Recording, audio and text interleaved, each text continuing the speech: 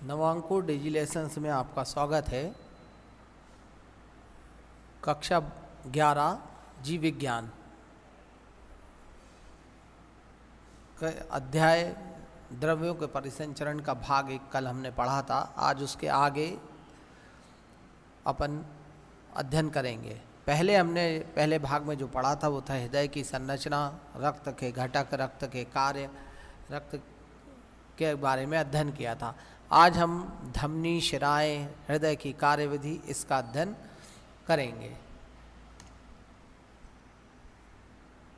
रक्त जो परिसंचरित होता है विभिन्न जंतुओं में, उनमें जो परिसंचरण के पथ हैं उसके आधार पर सामान्यतः 3 भागों में इसे विभाजित किया गया है। पहला होता है एकल परिसंचरण पथ। मछलियों में 2 कोष्ठी हृदय होता है। ये कल हमने चर्चा की थी कि विकास के दौरान मछलियों का हृदय का निर्माण हुआ था तो 2 कोष्ठी था। पहले एक अलिंद और एक निलय होता है। इसमें अशुद्ध या CO2 रक्त को बाहर पंप किया जाता है जो गिल्स में जाता है और गिल्स से ऑक्सीजनित होकर रुधिर जो है या रक्त पूरे शरीर में वितरित होकर वापस हृदय में आ जाता है। इस तरह इसमें एक ही परिसंचरण पथ होता है और इसलिए इसे एकल परिसंचरण पथ कहते हैं। दूसरा होता है रेप्टाइल्स का हृदय या उभयचरों का हृदय, अपूर्ण दोहरा परिसंचरण पथ, इनकम्प्लीट। उभयचर वो सरीसृप प्राणियों में हृदय 3 कोष्ठी होता है, 2 अलिंद और एक निलय होता है। इन जंतुओं में बाएं अलिंद में फेफड़े से शुद्ध रुधिर O2 युक्त आता है और तथा दाहिने अलिंद में जो है अंगों से अशुद्ध रक्त रुधिर CO2 युक्त आता है। परंतु निलय में शुद्ध और अशुद्ध दोनों ही मिश्रित हो जाते हैं और इसलिए इसे अपूर्ण दोहरा परिसंचरण पथ कहा जाता है। पूर्ण दोहरा परिसंचरण पथ या डबल सर्कुलेटरी सिस्टम जिसे कहा जाता है। मगरमच्छ, मछलियों, पक्षियों, स्तनधारियों में पूर्ण 4 कोष्ठीय हृदय होता है। 4 कक्ष होते हैं, 2 एट्रियम और 2 वेंट्रिकल्स, 2 अलिंद और 2 निलय पाए जाते हैं। इन जंतुओं में शुद्ध रुधिर O2 युक्त बाएं अलिंद में आरिकल्स में रहता है, राइट साइड में, और अशुद्ध लेफ्ट साइड या लेफ्ट आर्टरियम में रहता है।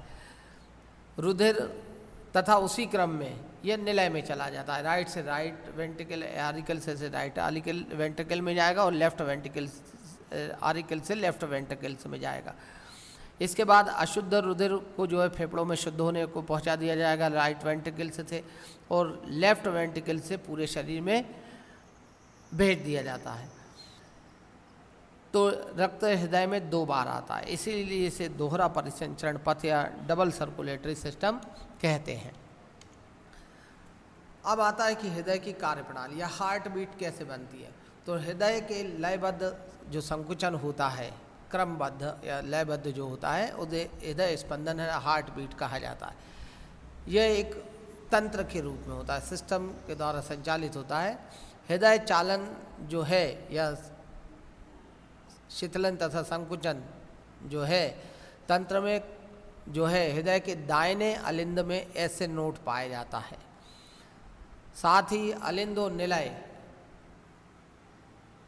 जहाँ जॉइंट रहते हैं उस स्थान पे जो है एक AV नोड पाया जाता है, आरिकुलर वेंट्रिकुलर नोड और साइनो एट्रियम नोड जो है ये पाए जाते हैं। हिज बंडल्स जो AV नोड से निकलेंगे वो पूरे निलय में फैल जाते हैं, निलय की दीवारों में फैल जाते हैं और इन्हें जो है पुरकिंज तंतु इस बंडल से जो है और पुरकिंज तंतु जो है या पुरकिंज फाइबर्स इसमें शामिल होते हैं। ऐसे नोड की विशिष्ट पेशियां जो कि कार्डियक मसल्स का ही एक तरह से रूपांतरण होती है, स्वयं उत्तेजित होने के कारण विद्रुहित हो जाती हैं और सक्रिय विभव उत्पन्न करती हैं।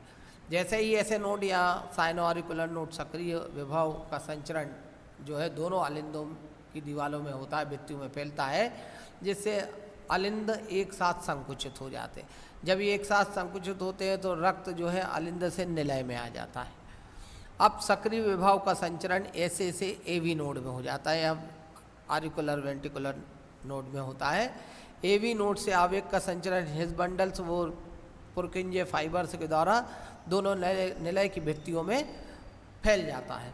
फलस्वरूप दोनों निलय एक साथ संकुचित हो जाते हैं या उनमें कॉन्ट्रैक्शन होता है और इसके कारण दाहिने निलय से रक्त लंग्स में चला जाता है जो कार्बन डाइऑक्साइड युक्त होता है या शुद्ध होता है, और लेफ्ट साइड से ब्लड जो है पूरे शरीर में एरोटा के द्वारा या महाधमनी के द्वारा पूरे शरीर में फैल जाता है।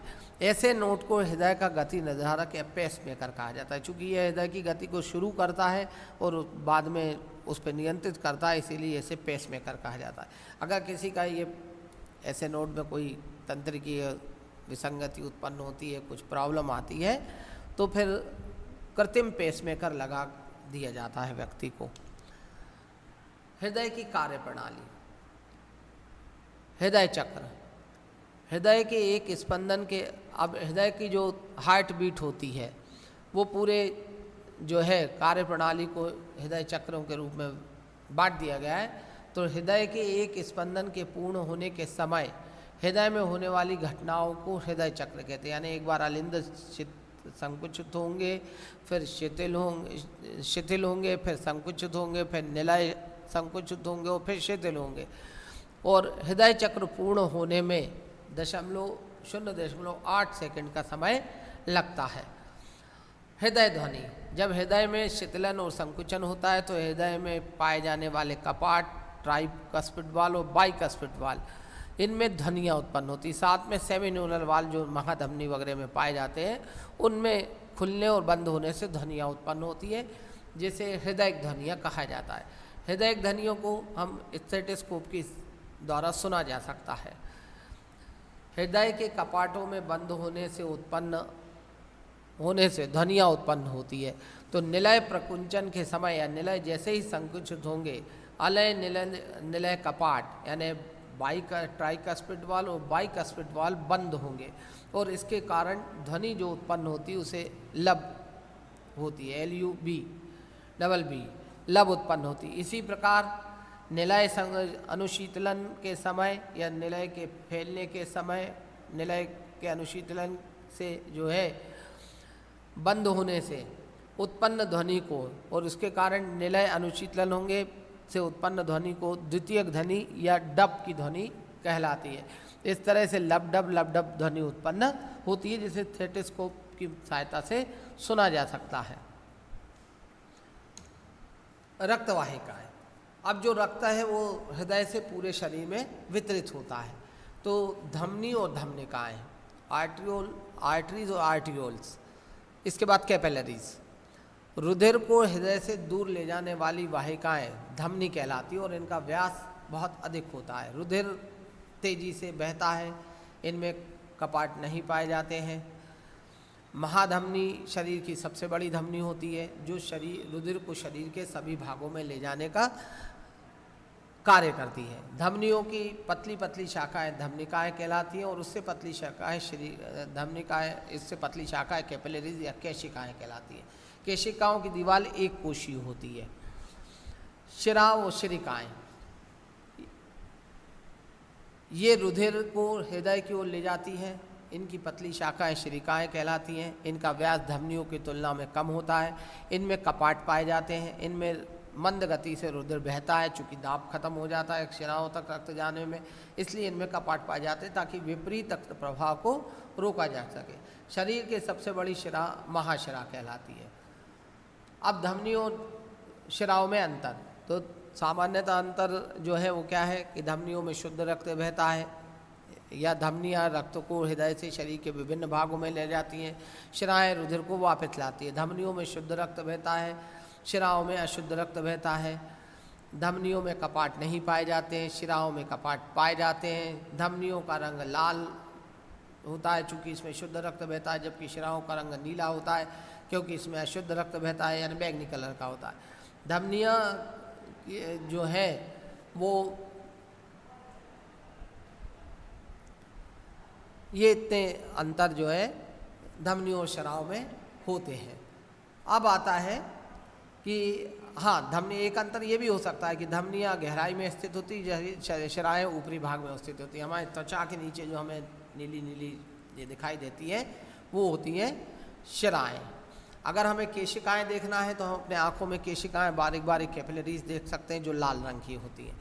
रुधिर केशिकाएँ, ये सबसे पतली होती हैं, इनका आंतरिक स्तर उपकला का बना होता है। रुधिर केशिकाएं शरीर में एक जाल बनाती हैं जिसमें जल और घुलित पदार्थों का परिवहन हर सेल्स तक या कोशिकाओं तक हो। रुधिर धीमी गति से इनमें बहता रहता है ताकि कार्बन डाइऑक्साइड, ऑक्सीजन, खाद्य पदार्थ इन सब का परिवहन केशिका से कोशिकाओं में और कोशिकाओं से वापस केशिकाएं या कैपिलरीज में आसानी से होता है।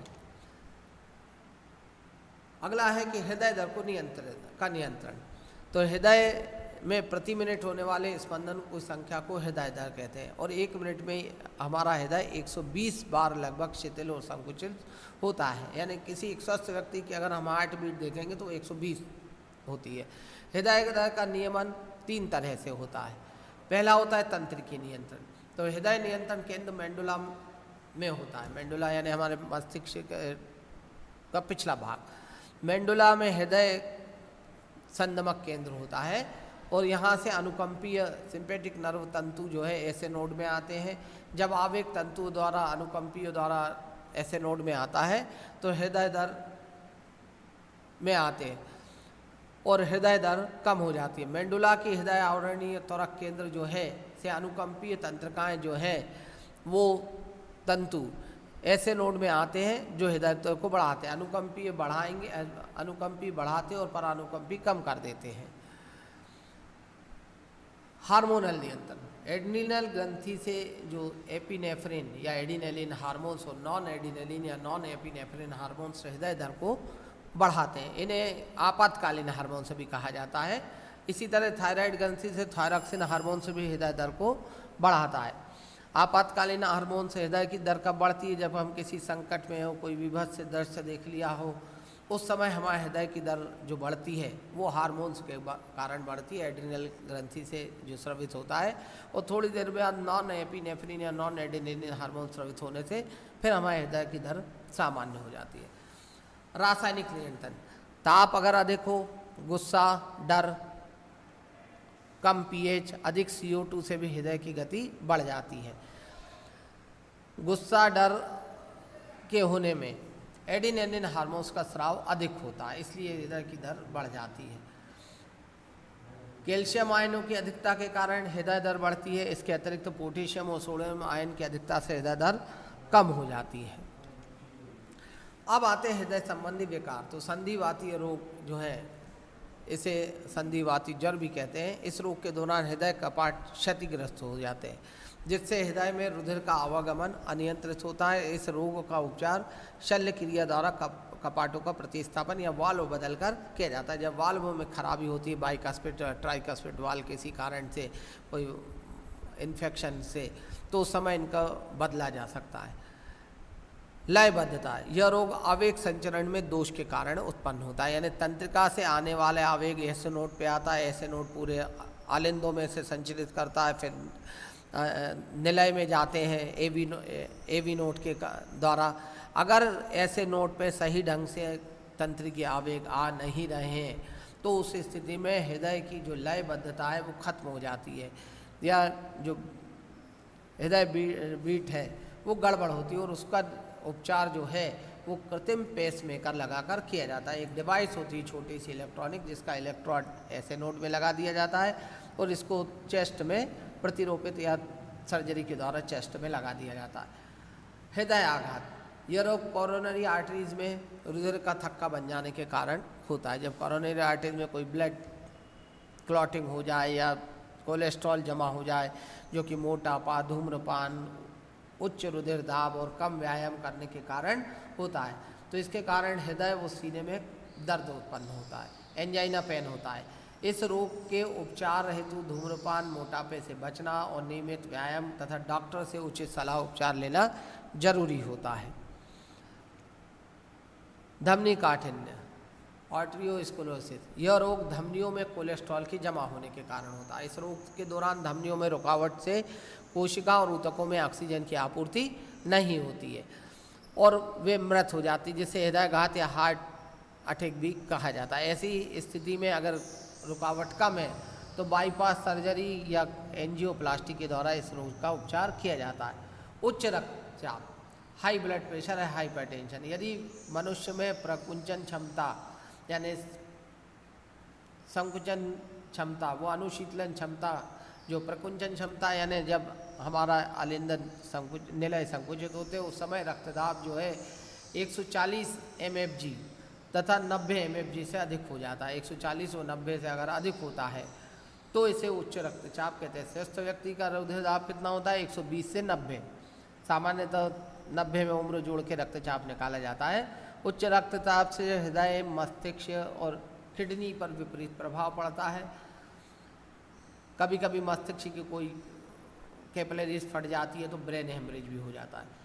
वेरिकोस सिरा का है, यह रोग लगातार खड़े होने के कारण व्यक्तियों में होता है और इसके कारण रोगी के टांग की शिराएं या खिंच जाती है और टेढ़ी मेढ़ी हो जाती है। इस रोग का उपचार सर्जरी के द्वारा किया जा सकता है। हृदय संबंधी कुछ और विकार, रक्त अल्पता, अनीमिया, यह विकार हीमोग्लोबिन की कमी के कारण तथा लो विटामिन B12 फॉलिक अम्ल की कमी से होता है या अरक्तता जिसे कहा जाता है। पत्तेदार सब्जियां, हरे पालक वगैरह खाकर, हरी सब्जियां खाकर इस रोग का उपचार किया जा सकता है। ल्यूकेमिया या ब्लड कैंसर, यह रोग रक्त कैंसर है। इसमें श्वेताणु अनियंत्रित रूप से उत्पन्न होते हैं, यानी WBC की जब संख्या बहुत अधिक हो जाती है और उसे नियंत्रित नहीं किया जाता है तो फिर उस स्थिति में ब्लड कैंसर या ल्यूकेमिया उत्पन्न होता है। इलेक्ट्रोकार्डियोग्राम, यह एक महत्वपूर्ण हृदय के विकार को ज्ञात करने की तकनीक है जिसके द्वारा हृदय की कार्यशील अवस्थाओं में तंत्रिका कोशिकाएं और पेशियां, जो कार्डियक मसल्स है, उसमें उत्पन्न विद्युतीय संकेतों का अध्ययन कर उनको रिकॉर्ड किया जाता है। और इस कार्य में जो प्रयुक्त उपकरण को इलेक्ट्रोकार्डियोग्राम या ECG कहा जाता है और जो ग्राफ बनेगा वो इलेक्ट्रोकार्डियोग्राफ रहेगा। इस तकनीक के संचालन में जेल का प्रयोग होता है। जेल इसलिए लगाई जाती ताकि विद्युत आवेशों को आसानी से ग्रहण किया जा सके। 3 इलेक्ट्रोड होते हैं जो क्रमशः वक्ष, चेस्ट पे, कलाई और पैरों में लगाए जाते हैं। इनसे प्राप्त संकेतों को उपकरण में लगी प्रणाली द्वारा जो है वो ग्रहण कर लिया जाता है। संवेदी चार्ट रिकॉर्ड पर ECG में जो है मनुष्य के विभिन्न कक्षों के यानी आलिंद संकुचन, निलय आलिंद शिथिलन, निलय संकुचन, निलय शिथिलन में होने वाली विद्युत गतिविधियों के संकेत एक निश्चित पैटर्न या तरंग के रूप में प्राप्त होते हैं। इन तरंगों को PQRS या T तरंगे कहते हैं और प्रत्येक वर्ण हृदय पेशियों में एक गठित विशिष्ट अवस्था का द्योतक होता है और प्रत्येक जो इसमें अल्फ़ाबेट दिए हुए हैं वो एक एक अवस्था को दर्शाते हैं। P ऐसे नोड में आवेग की उत्पत्ति को दर्शाता है। जब भी ऐसे नोड में आवेग होगा तो P के द्वारा दर्शाया जाता है। P से Q तक का जो बीच का इंटरवल होता है आलिंदों का संकुचन होता है। Q से R तक AV नोड में आवेग संचरण, यानी ऐसे नोड से AV नोड में आवेग संचरण होगा। R से S तक हिज बंडल में आवेग, हिज बंडल या पुरकिंज तंतु में जो आवेग जाएंगे वो इसके द्वारा व्यक्त होंगे। S से T तक निलयों के संकुचन को व्यक्त करेगा, यानी निलय संकुचन होगा। और T जो रहेगा वो निलय के शिथिलन के प्रारंभ को दर्शाता है।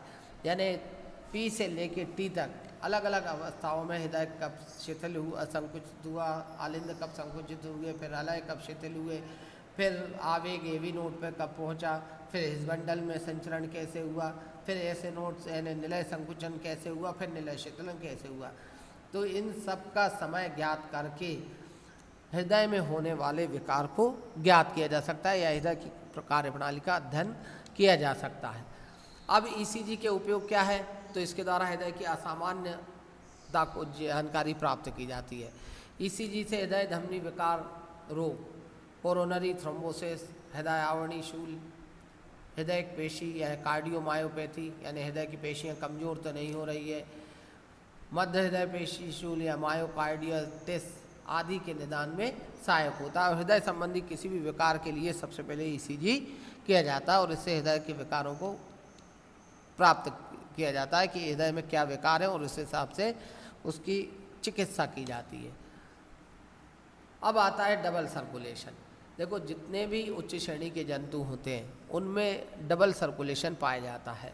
रक्त परिसंचरण में रक्त से 2 बार यानी रक्त हृदय से 2 बार गुजरता है। ये पहले भी चर्चा कर चुके हैं, एक बार फिर इसको अच्छी तरह समझ लें। तथा फिर अंगों में पहुंचता है। इस प्रकार के परिसंचरण को द्विपरिसंचरण या दोहरा या डबल सर्कुलेटरी सिस्टम कहते हैं। तो हृदय में शुद्ध व अशुद्ध रुधिर पूर्णतः पृथक रहते हैं। जो उच्च श्रेणी के जंतु हैं, कॉर्डेट्स, मनुष्य है, पक्षी है, इनमें शुद्ध और अशुद्ध रक्त अलग रहते हैं। हृदय के लेफ्ट साइड में यानी बाएं साइड में, दाईं साइड में अशुद्ध रुधिर रहता है तथा बाईं साइड या लेफ्ट साइड में शुद्ध रुधिर रहता है। शुद्ध और अशुद्ध रुधिर को ले जाने वाले या लाने के लिए शरीर में वाहिकाओं के दो परिपथ होते हैं। पहला होता है दैहिक परिपथ, यह हृदय से शरीर व शरीर से हृदय के मध्य होता है, यानी हृदय से लेकर शरीर तक जाएंगी आर्टरीज या वेंस और वहाँ से ये वापस आएंगी।